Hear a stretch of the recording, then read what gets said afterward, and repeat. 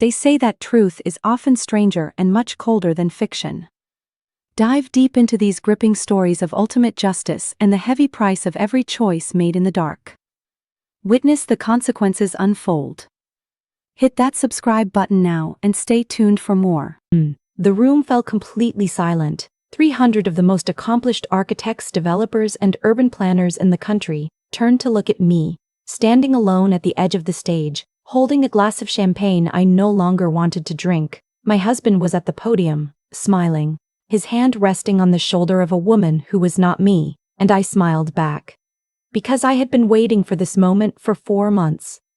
My name is Claire, and 18 months ago, I believed I had the kind of life other people quietly envied. A career I had built with my own hands. A husband I had loved since we were both broke graduate students, sharing a 1-bedroom apartment and arguing over whose turn it was to buy groceries.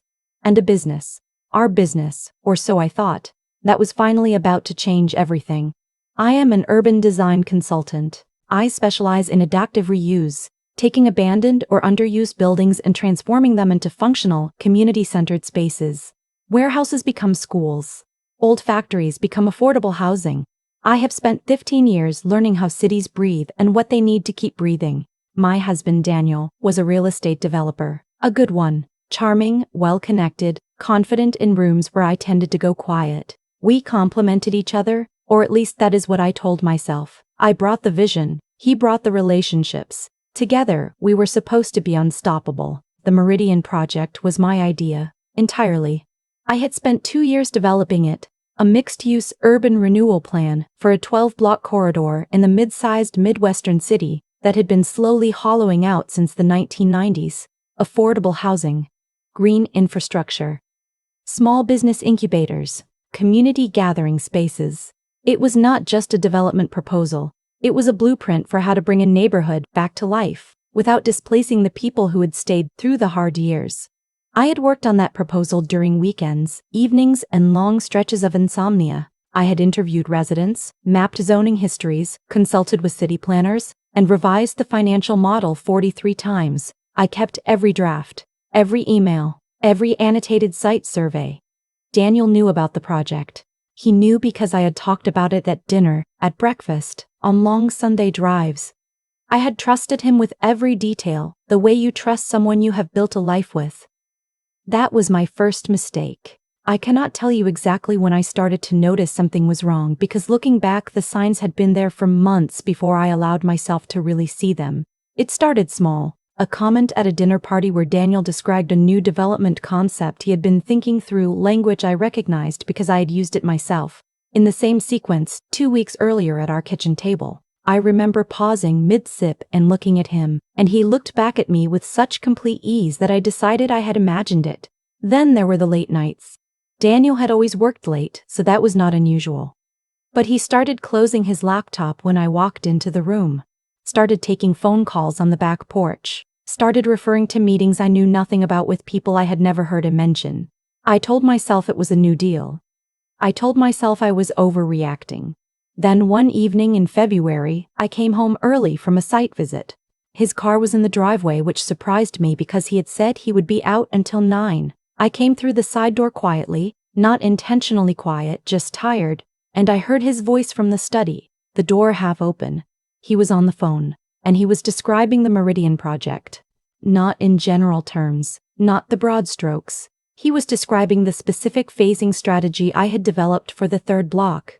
The community land trust model I had spent 3 months researching, the particular approach to historic tax credits that my mentor had taught me years ago and that I had never seen applied quite the way I had adapted it. He was describing my work. Word for word in some places. I stood in the hallway for a long time. I did not walk in. I did not say anything. Something in me, some quiet, cold, strategic part of me that I had not known was there, said, "Not yet." I went upstairs. I sat on the edge of the bed in my coat, and I thought about what I was going to do. I want to be honest about the next few weeks, because they were not simple. There was grief in it, real grief, not just the grief of suspecting your husband of professional betrayal, but the grief of looking back at the last 2 years and beginning to reread everything, every conversation, every moment of intimacy, every time he had asked a question about the project that I had answered fully, openly, because I trusted him. I cried, more than once. Alone in the car, in parking lots, because I did not want to cry anywhere he might see me and ask questions I was not ready to answer. But I also got practical. I called my attorney, a woman I had worked with on a contract dispute 3 years earlier. I told her what I had heard. She told me to document everything and to do it carefully. Dated files, metadata, original source materials with verifiable timestamps, correspondence that showed the development of my ideas over time. I had most of it already. I am organized by nature and paranoid by profession. In design, if you cannot prove a concept was yours, someone will find a way to claim otherwise. So I had cloud backups, email chains, handwritten notebooks with dates, and dozens of site visit records going back 26 months. My attorney reviewed everything over the course of 2 weeks.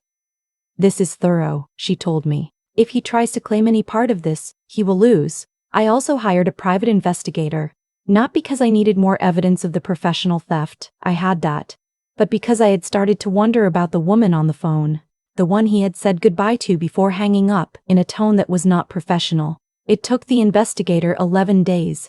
Her name was Jess. She worked for a competing development firm. She and Daniel had been meeting privately for 7 months.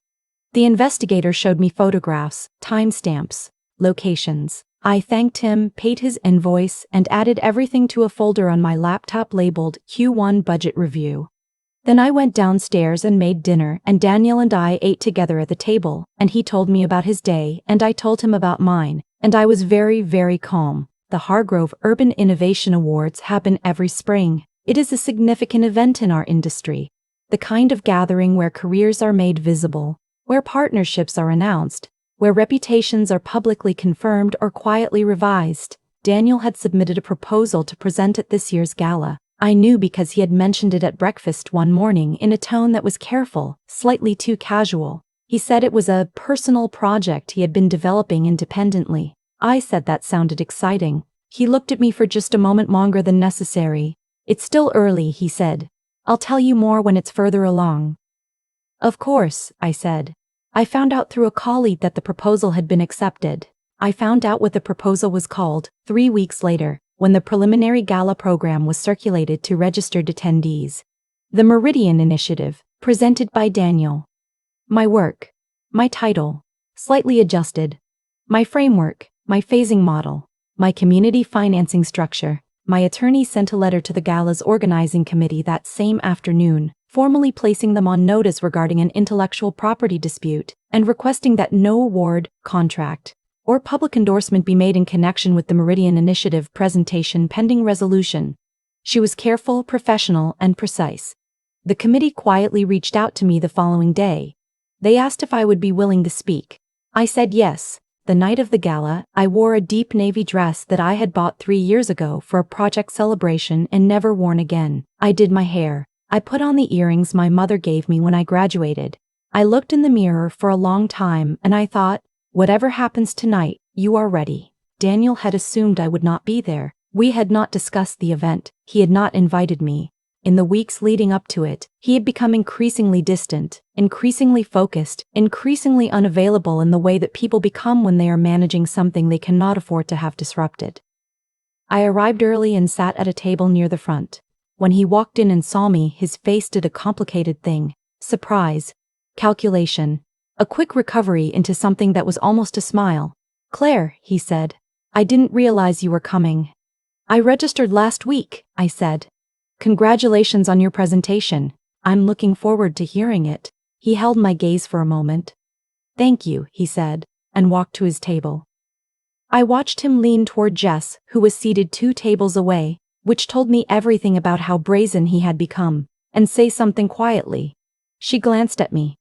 I looked at her directly, without hostility, without expression, and then I looked away. The dinner was long. The early awards were announced. There were speeches, applause, the particular kind of networking conversation that fills industry events. Daniel's presentation was scheduled for the second half of the program. At some point during the salad course, he came to my table. He crouched down beside my chair, the way people do when they want to appear casual and intimate.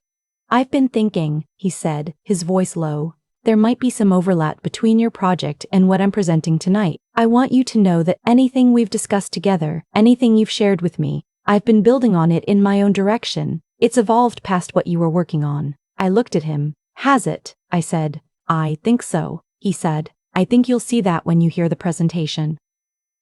"I'm sure I will," I said. He searched my face, looking for something, anxiety, anger, a sign that I could be managed. He found nothing. He went back to his table. They called his name 20 minutes later. He walked to the podium with the ease of a man who believes the room already belongs to him. He adjusted the microphone. He smiled at the audience. And he began. He spoke about the Meridian Initiative with the fluency of someone who had been living inside the concept for a long time, because he had, just not in the way anyone in that room knew. He spoke about block-by-block phasing, community land trusts, the historic tax credit structure, the green corridor integration, the specific approach to small business incubator placement that I had developed based on foot traffic modeling I had commissioned myself. He was good at it. I will give him that. He presented my work with genuine confidence, because he understood it well enough from watching me build it. He had listened closely. I sat very still. When he finished, the applause was warm. The organizing committee chair rose to offer remarks, and then she paused, looked at her notes, and said, "Before we proceed, I want to acknowledge that this award cycle has involved a unique situation. We've asked one additional presenter to address the room tonight. Please welcome Claire." I heard Daniel's breathing change from 6 feet away. I stood. I buttoned my jacket. I walked to the podium. I had not prepared a speech exactly. I had prepared something better. Documentation.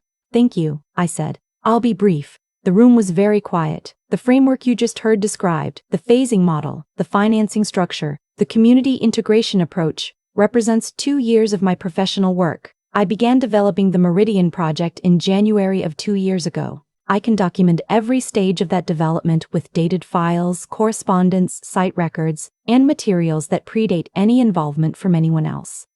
I paused. I have shared all of that documentation with the organizing committee, with my attorney, and with the relevant city planning offices who will ultimately receive whatever proposal moves forward. The intellectual property here is not ambiguous. The record is clear. I looked at the room, not at Daniel, not yet. I am not here tonight to be dramatic. I am here because this work matters to me, and to the people in the communities it was designed to serve. 12 blocks of a city that has been waiting a long time for someone to show up with a real plan. I intend to be that person. I always have been. Then I looked at Daniel. He was very still. I also want to say something to my husband directly, since he chose to do this in public. The room was so quiet I could hear the ventilation system. "Daniel, I know about Jess. I know about the 7 months. I know about the 7 months. I know about everything. My attorney has already filed the paperwork." I reached into the inside pocket of my jacket and placed a single envelope on the podium. "Your copies are at the house, but I thought you deserved to know tonight, given that you also made choices about what to do in public." I picked up my water glass. "Thank you all for your time. The Meridian project will move forward. I look forward to the work." I walked back to my table. The room stayed silent for a long moment. Then someone started clapping. I want to tell you what happened after, because I know that is what you are really waiting for, and because I think the after matters more than the moment. Daniel did not speak to me at the gala. He left before the program ended. Jess left separately a few minutes later. I stayed through the final remarks, spoke with several colleagues, and drove home in the kind of quiet that settles over you after something has been finished. He was at the house when I arrived. We had the conversation that people have in those moments, the kind that is too late for shouting, too raw for politeness. He said I had humiliated him. I said he had made choices that required a response. He said I could have handled it privately. I said he had already decided that private wasn't where this was going to live. He left that night and stayed somewhere else. We have been separated since. The divorce is proceeding. As for the Meridian project, the city planning office formally recognized me as the originating consultant of record 2 months after the gala. My proposal is in the review process. The community land trust model I developed has already been referenced in 2 other city proposals in different states, credited to me. Daniel's professional reputation took a significant hit. The development firm that had been in early discussions with him about acquiring rights to the proposal withdrew immediately after the gala. 2 other projects he had in development were quietly reviewed by his partners. I don't know all of what happened on that side, and honestly, I stopped needing to know.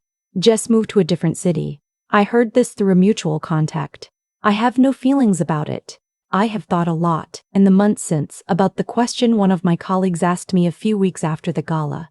She is someone I respect, someone with good instincts, and she asked me genuinely, was the public response necessary? Could you have protected yourself through the legal process alone without the statement at the gala? It is a fair question. I have given it honest consideration.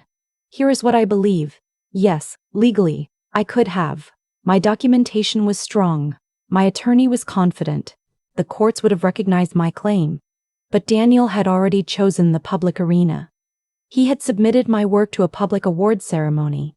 He had stood in front of 300 people and presented 2 years of my life as his own. The public validation he was seeking, the professional credibility, the relationships, the deal flow that would have followed a public win, that was what he was after. And that could not have been fully undone by a private legal proceeding that most of those 300 people would never have heard about. I did not go to that podium out of ego. I went because the record needed to exist in the same room where the false one had been presented. I also want to be honest about this. There was a part of me, standing at that podium, that felt something. Not triumph, exactly. Something quieter than that. The feeling of having been fully seen, not as the woman who stood beside a successful man, not as the person whose work had quietly powered someone else's ambitions, but as the person who built the thing. Who knew it inside out, who could stand in front of 300 people and defend every line of it. That feeling was not nothing. What I know now, after all of this, is something I probably knew before, but had not yet needed to hold on to tightly. Your work is yours. The documentation is yours. The hours at the desk at midnight are yours. No one can take those things from you if you have been careful, if you have kept the record, if you have trusted yourself enough to protect what you build. I also know that patience is not the same as passivity. I waited 4 months. I gathered everything I needed. I did not act until I understood the full picture. And when the moment came, I was ready for it. Not because I had rehearsed a confrontation, but because I had done the work. Again, the Meridian Project is named for a meridian line, a line that runs exactly through the center of something, dividing it precisely. I chose that name because I wanted the project to run through the heart of something real, to get to the actual center of what those 12 blocks needed. I think about that now in a different way. That night at the gala was also a meridian line, in its way. Everything that came before it and everything that comes after. The life I had been living and the one I am building now. I am not who I was before all of this. I am more careful, more precise about who I share my work with, less willing to assume that proximity equals alignment. But I am also, for the first time in a long time, building something that belongs entirely to me, and I intend to finish it. People often ask me if I regret how that night unfolded. They want to know if I wish I had done it differently, more quietly, more privately, with less of an audience. And I understand the question. I have sat with it long enough to give it a real answer. I don't. Not because I enjoyed it, not because standing at that podium and saying those words out loud was easy or satisfying in the way people imagine, but because I have come to believe deeply that the consequences we experience in life are not random. They grow directly from the choices we make, the small ones, the ones we think no one is watching, the ones we make in private when we believe the record will never be examined. Daniel made a series of choices. He chose to listen carefully to someone who trusted him, and then use what he heard for his own gain. He chose to build a lie incrementally, each layer resting on the one before it, until the structure was tall enough that he believed it could hold. He chose a public stage because he wanted a public reward. Every single consequence that followed was a direct answer to those choices, not punishment handed down from somewhere outside. Simply the logical end of the path he had been walking. I made choices too. I chose patience over reaction. I chose documentation over confrontation. I chose to understand the full picture before I acted, because I knew that a response built on incomplete information would be weaker than the silence I was holding. those choices also had consequences, and they were the ones that allowed me to walk into that gala and stand on equal footing with the truth. What I want to say to anyone who finds themselves in a version of what I went through is this: the most powerful thing you can do when someone is working against you is to keep working, keep building, keep the record. The person who is stealing from you is counting on your chaos, on your anger making you sloppy, on your hurt making you reactive, on your need for immediate justice making you visible before you are ready. Don't give them that. Integrity is not just a moral quality, it is a strategic one. When you do your work honestly, when you document it carefully, when you show up with the full weight of what you have actually built, there is no version of that story where you lose. The truth has an architecture of its own. It does not need to be loud. It only needs to be complete. Resilience, I learned, is not about recovering from the blow. It is about continuing to move forward through it, continuing to revise, to research, to refine, while everything around you is uncertain. The Meridian Project did not stop existing because someone tried to claim it. My work did not become less real because someone stood at a podium and called it his. The hours I put in, the residents I interviewed, the 43 versions of that financial model, those existed independently of anyone's attempt to erase them. And ultimately, that is what I want to leave you with. What belongs to you, truly belongs to you, built by your hands and your mind and your time, cannot be permanently taken. It can be delayed. It can be complicated. It can be complicated. It can put you through something you never wanted to go through, but it cannot be erased, as long as you have been careful and honest, and willing to stand in the room and say, "This is mine, and here is the proof. I am still building." The work continues, and it has never felt more like my own.